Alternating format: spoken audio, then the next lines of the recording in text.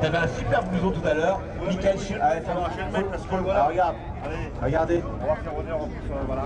Voilà, Michael Schumacher, hein, vous savez, toujours dans un état pas critique, mais convalescent. Enfin, convalescent, si c'est le mot. Même si c'est, on va pas dire, on va pas épiloguer là-dessus. Voilà, Michael Schumacher qui a été quand même, combien de fois champion du monde? 7 fois champion du monde. Hein, il est pas prêt d'être battu, j'espère. Ah, il doit être que partir.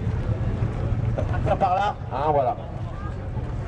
Bah, une belle Renault 16, tiens, voilà, puisque on la voit. De quelle année ce modèle-là? Ah, le micro, le micro. Elle est où, Laurence? Laurence, bon, ça fait rien. Oui, donc généralement les gens s'attendent plutôt selon Dino à la 206 ou 246 Dino qui ont précédé, qui était donc avec le V6 Dino Ferrari. Pour ceux qui ne connaissent pas, hein, la fameuse Ferrari dans Amicalement Vôtre, voilà, avec le V6. Là, on n'a pas un V6. Non, là on a le premier V8 donc transversal Ferrari. Transversal, il faut préciser, c'est vrai. L'ingénieur il s'appelait Rocci, on prononce à l'italienne. Voilà. L'accent italien.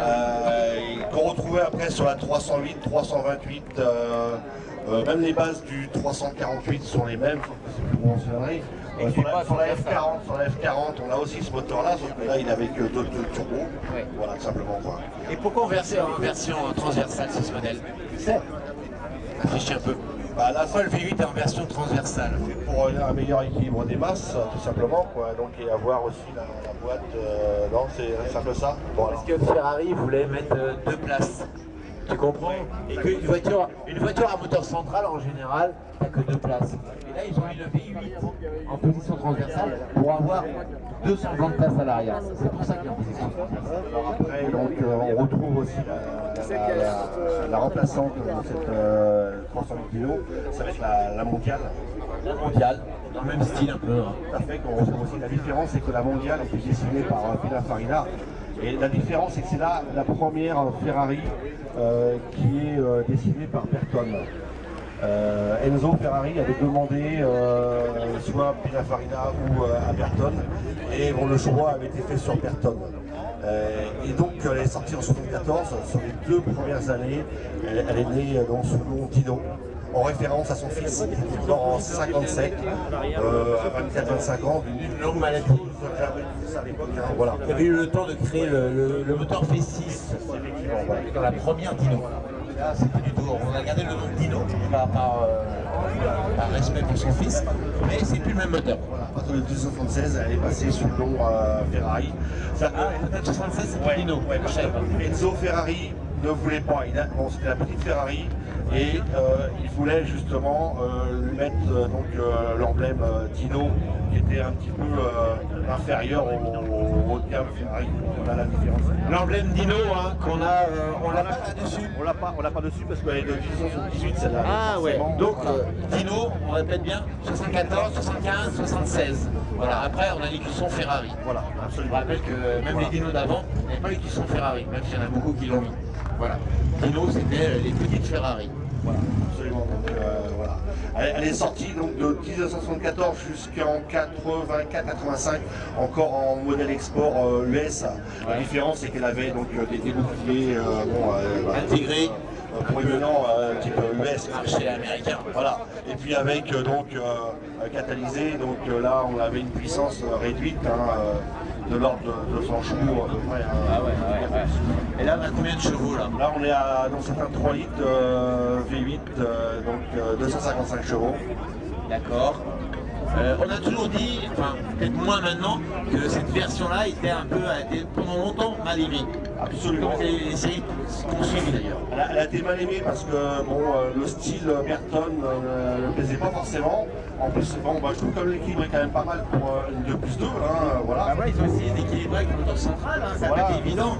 Le cahier des charges était compliqué à tenir. Absolument. je sais pas comment ça marche. Si, c'est bon, tu parles bien fort. Ça, voilà, tout à fait. Je pense que le style en plus de la mondiale n'est pas tellement mieux, en fin de compte, même si ça a été dessiné par Pininfarina. Non, Ça n'a pas été... finalement le peloton, cette version-là, personnellement. Et elle a été boudée, hein. C'est vrai qu'on l'a vu dans les cotes entre 10, 15 000, 20 000 il y a 8 ans. Ouais. Là, Pas très coté. ça monte, hein, ça monte. Parce que bon, aussi les modèles précédents, comme la 206, 246, Dino monte, ou même celle d'avant hein, aussi, en modèle Stabiliser un peu la Dino là. là, actuellement, on peut monter sur des cotes à 80, 85 000 actuellement. Ça va faire ça. On en est là. Oui. D'accord, il a bien pris la cote, mais ça reste encore relativement Ça abordable. reste encore abordable. Ferrari ancienne. Voilà, absolument. D'accord. Voilà. Oh là là, c'est beau là. On a un intérieur vraiment qui est superbe. Donc Il s'arrive bien avec cuir, le voilà. cuir.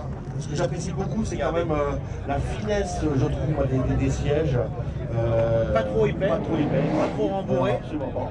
Mais on sent qu'il a bien protégé quand même, bien Voilà. maintenir. Tout à fait. Voilà. Après, bon, les places. Je peux Vas-y, Eric, je t'en prie. Hein. Alors, c'est la première fois. Ouais, vas-y. Alors on a le pédalier aussi qui est décalé. Ouais, le pédalier est un peu décalé. C'est vrai que sur les longs parcours, ça peut être un peu plus fatigant à la longue. On va essayer d'ouvrir peut-être là. Voilà, ouvrez en grand pour que vous voyez. Et c'est vendu cher, Voilà. 90 à la mort d'une notion. On a la fameuse boîte, Après, c'est redescendu. Ils sont descendus après. On a- Il y a eu une flambée. la fameuse grille Ferrari. Absolument, donc tu as la première qui est inversée, donc En bas en bas, vers toi, En absolument. bas, la première est en bas. Le seul reproche qui peut être fait, c'est quand même que c'est un embrayage un peu de camion, on va dire. Faut pas rester en ville très longtemps, sinon tu commences à avoir, on va dire, les guibolles qui flageolent, on va dire un peu. Ah ouais. Ah voilà. Et la boîte aussi qui est un peu dure, mais bon. C'est une voiture d'homme. Il faut vraiment que ça chauffe, hein. Vraiment c'est un moteur qui chauffe et ça se vit quand ça chauffe, quoi. Hein. Et moi j'ai toujours dit qu'à un moment donné les fluides de la voiture passent dans ton corps et ça fait qu'un tout à un moment donné. Ouais, il faut laisser Vraiment, chauffer la mais voiture. Il faut faire 40-50 km pour vraiment que ça chauffe. Voilà. Ouais, que les manos soient bien et là, à c'est vraiment le top. Ouais. Voilà. Ça, c'est toujours important, c'est vrai que je le dis pas souvent, qu'une voiture, il faut la laisser chauffer progressivement. Voilà. Et que quand tous les manos sont au vert, hein, et ben là on peut tirer dessus, mais pas avant, sinon on a des soucis. Surtout avec des mécaniques comme ça. Surtout là-dessus. Surtout là-dessus, des mécaniques assez. C'est des œuvres d'art, hein. C'est pas fragile, mais il faut en prendre soin, en fait. Voilà. Le tableau de bord est pas mal, le tableau de bord est assez sympa, et j'adore franchement l'intérieur. Les sièges, on est vraiment bien, on est bien dans les sièges, hein. Franchement, on est bien calé. Et puis le petit volant Ferrari, voilà. Ah, le petit cheval, tout de suite, ça fait rêver. Et l'intérieur avec ses couleurs très très claires. Moi, Très, en très 10 ans, elle n'a jamais été chez le mécanicien. Jamais. Bon, moi, c'est une mission qui a été faite il y a 7-8 ans, faut faire ça. Ah, c'est une voiture qui a combien? J'ai jamais fait. Là, Elle a 71 000, c'est le kilométrage d'origine. Oui, absolument. Oui, tout à fait. 71 000 pour une voiture de 1978. Voilà. On dira ce qui s'est passé en 78 tout à l'heure. Elle est dans son état d'origine.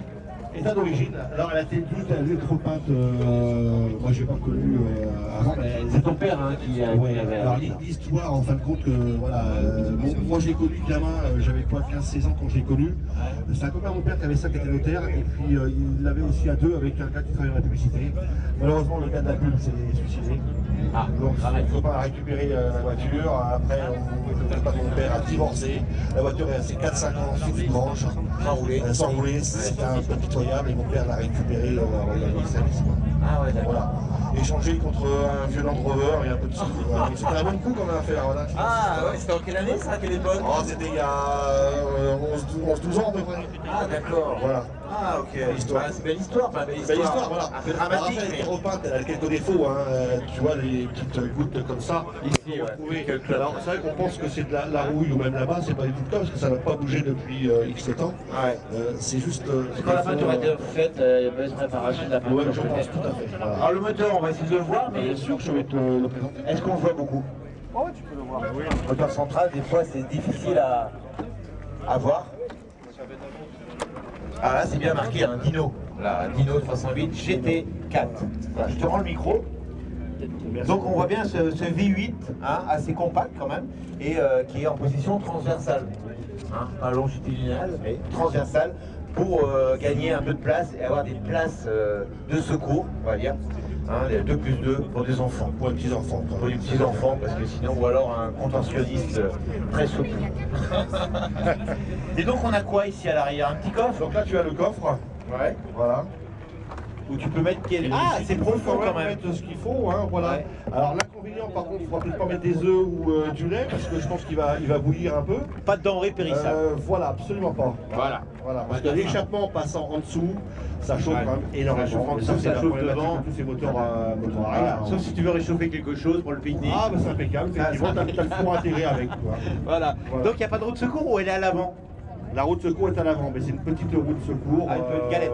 Déjà à l'époque, c'était des roues. Je peux te représenter aussi le capot avant. Oui, Oui, oui. hein, donc c'est du châssis On le voit très bien hein, électrique, ici. tubulaire comme ça. Ouais, ici.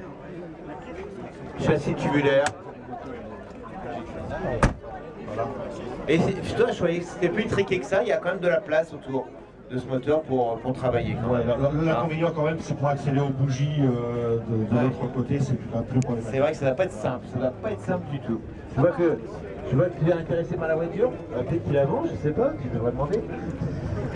Belle auto, hein. Alors le petit coffre à l'avant, qui est assez large quand même, il fait toute la largeur de la voiture. Souvent on a un petit coffre hein, sur ces voitures-là. Là on a un coffre un capot qui est assez large. Alors, la particularité aussi quand même, il y avait quand même déjà du travail d'alu, parce que de mémoire, je crois que le coffre, est en alu. le capot, il y a quelques éléments qui sont... Le reste de la voiture est en acier bien sûr. Voilà, tout à fait. Voilà. Attends, je vais de l'autre côté. Roue de secours miniature. Ah oui, la roue de secours, je la voyais pas comme ça. Ah oui, c'est carrément... ah oui, c'est original. Quand tu mets ça... C'est limite le route Solex, quoi, quand même. Ouais. Tu sais que les Formule 1, quand ils déplacent, ils ont des roues comme ça. Roue de moto, Ouais. ouais. Ah ouais. Et donc le radiateur qui est assez imposant hein, quand même, qui est assez imposant. Donc là, il ne faut pas compter mettre quoi que ce soit ici. Hein. C'est plutôt à l'arrière ou aux places arrière. Voilà. Tu roules beaucoup avec? Non, tu roules pas Très beaucoup, peu, pas assez. très peu. Elle n'a pas beaucoup roulé depuis le décès de mon père. Ouais. Je vais faire retourner au mois d'octobre, j'avais un petit problème de pompe à essence. Ouais. Voilà, mais bon là, ça y est, c'est reparti. Voilà. Bon, faut rouler. Je sais que c'est compliqué. T'as plusieurs voitures, je sais bien. C'est bien, Et voilà. hein. Et puis là, au beau temps, c'est plutôt les cabriolets. Donc, Ah bah oui, voilà. bah oui, je sais. J'ai aussi de la moto, donc je peux pas. Voilà. C'est pas facile à vivre. Oh, c'est difficile. On a une face avant quand même qui à l'époque rappelle plusieurs modèles. On a la Baguera dans le même style, on a la Lotus aussi Esprit dans le même style. Complètement. Ah, on est vraiment dans le style, la ligne en point, Bertone d'ailleurs, la ligne en point. Hein, c'est le style années 70. On peut retrouver aussi, notamment sur certaines voitures concurrentes, alors je pense à la Lamborghini Huracan qui a été dessinée par Dans le même style. on retrouve aussi comme ça, un petit peu. On retrouvait sur des, je sais plus si c'était quoi, c'était peut-être Lamborghini aussi, ou Marzal, il y avait des... On est vraiment dans cette ligne en coin. De Bertone pour Alfa Romeo, je sais pas ça, on retrouvait... Cette ligne en, voilà, la ligne en coin. Stratos éventuellement aussi. Ah, la Stratos, un peu. qui est dans un style qui est dessiné aussi par Bertone. Hein. Tout à fait. Voilà. Et on n'a pas parlé des jantes. Voilà, c'est un peu sale là. Là, c'est un peu, voilà, un peu, c'est des gens, c'est les chromo noirs, voilà, classique, voilà. Alors on retrouve quelques éléments Fiat, hein, notamment des fois une instrumentation, par exemple, sur les commodos, choses comme ça, il y a quelques éléments Fiat, puisque Ferrari, déjà à l'époque, appartenait au groupe Fiat. Fiat hein, qui a racheté Ferrari dans les années 68, je crois. Oui, voilà. Il y avait le choix, c'était soit Ford ou... Mais je crois que le commandator à l'époque je crois a qu'il bien était fait monter les enchères. effectivement, Je crois. il était fâché avec Ford. Et Voilà, c'est tout vieux, ouais. C'est une légende ça, tout ça. Voilà. On a un pare-brise teinté, je vois. Hein, c'était la mode à l'époque, hein, des pare-brise teintés en haut. Voilà. Très belle auto, dans cette couleur-là, bleu marine, vraiment superbe. On peut l'applaudir. Merci à toi d'avoir amené aujourd'hui. Merci. C'est un plaisir de te voir ici. Et le petit Ferrari, l'ACO, on rappelle, l'ACO, qui organise chaque année notamment les 24 heures du Mans bientôt, les 24 heures du Mans, pour les passionnés de sport automobile. Ouais, salut, à plus. Alors on va laisser repartir, on va présenter un dernier véhicule. Comme à chaque fois j'essaie de présenter un 2 roues, et bien là on va présenter un 2 roues. Je suis content parce que j'ai demandé aujourd'hui, alors c'est mon petit carton rouge aujourd'hui, j'ai demandé à des motards, à certains de ils n'ont pas voulu. Donc c'est dommage. Notamment un chopper qui était là-bas, qui était superbe, on n'a pas voulu.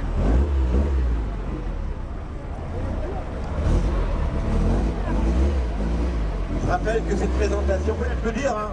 Applaudissez-la encore. Ferrari Dino 308 GT4.